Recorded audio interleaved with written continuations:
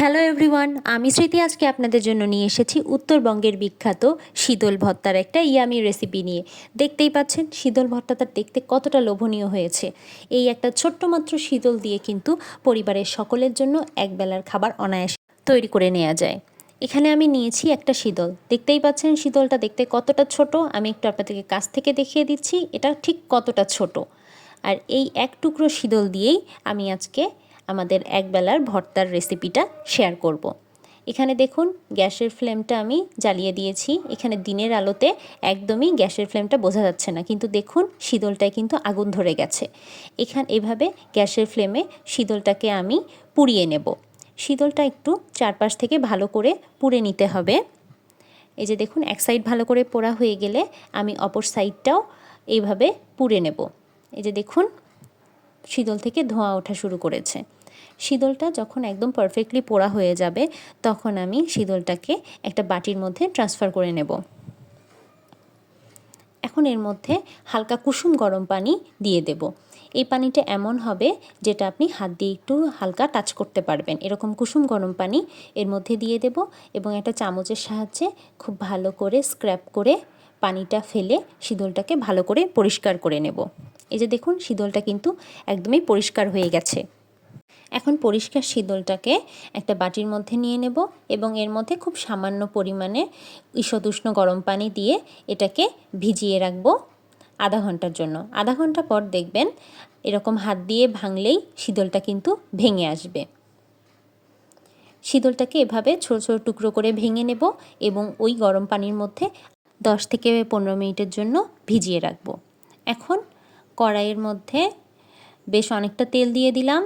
এই শীতলের ভর্তায় কিন্তু যথেষ্ট পরিমাণে তেল দরকার হয়। এখানে দিয়ে দিয়েছি একটা মাঝারি সাইজের পেঁয়াজ কুচি। এখন এর মধ্যে দিয়ে দিচ্ছি রসুন কুচি। আমি যতটা পেঁয়াজ নিয়েছি আমি রসুন তার ডাবল নিয়েছি। আপনারা এখানে যতটা বেশি সম্ভব দেওয়ার চেষ্টা করবেন। এর মধ্যে দিয়ে দিচ্ছি 1 টেবিল চামচ পরিমাণের লবণ। লবণের সাথে পেঁয়াজ রসুনটা একটু হালকা করে ভাজা ভাজা করে নেব। যখন দেখবেন রসুন আর পেঁয়াজটা একটু হালকা সফট হয়ে আসবে সেই পর্যায়ে 1 টেবিল চামচ উঁচু করে মরিচের গুঁড়া আর 1 টেবিল চামচ হলুদের গুঁড়া দিয়ে দেব। এখন হলুদ মরিচের সাথেও পেঁয়াজ আর রসুনটাকে খুব ভালো করে ভেজে নেব।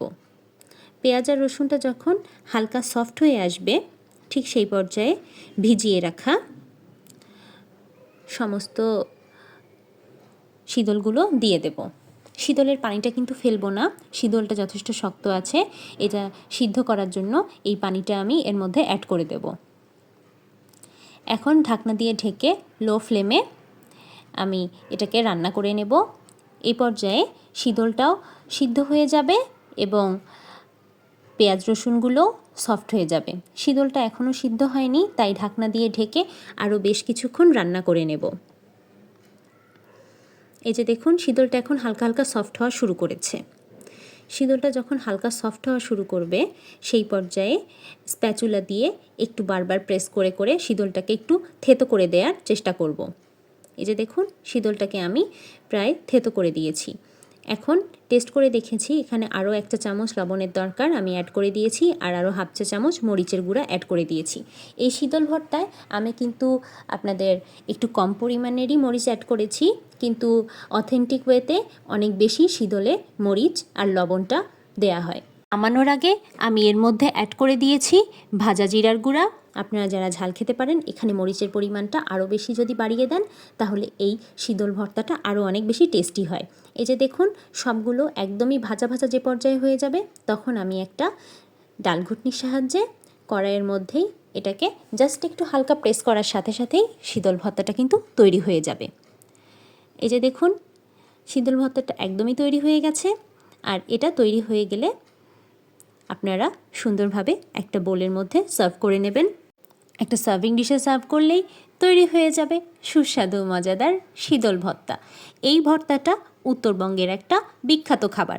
শীতকালে সবাই কিন্তু কম বেশি এই শীতল ভর্তাটা খেয়ে থাকে। দেখতেই পাচ্ছেন এটা কতটা লোভনীয় হয়েছে। এরকম আরও অনেক ইউনিক ভিডিও পেতে আপনারা আমার চ্যানেলটিকে সাবস্ক্রাইব করুন এবং আপনাদের যদি রেসিপিটি ভালো লাগে তাহলে অবশ্যই ভিডিওটিকে একটি লাইক, কমেন্ট অ্যান্ড শেয়ার করে দেবেন। আর এই রেসিপি ফলো করে আপনারাও যদি বাড়িতে শীতল ভর্তা বানিয়ে খান তাহলে অবশ্যই আমাকে কমেন্ট করে জানাতে ভুলবেন না রেসিপিটি আপনাদের কাছে কেমন লাগলো। ভিডিওটি দেখার জন্য থ্যাংক ইউ এভরিওয়ান, ভালো থাকবেন সব।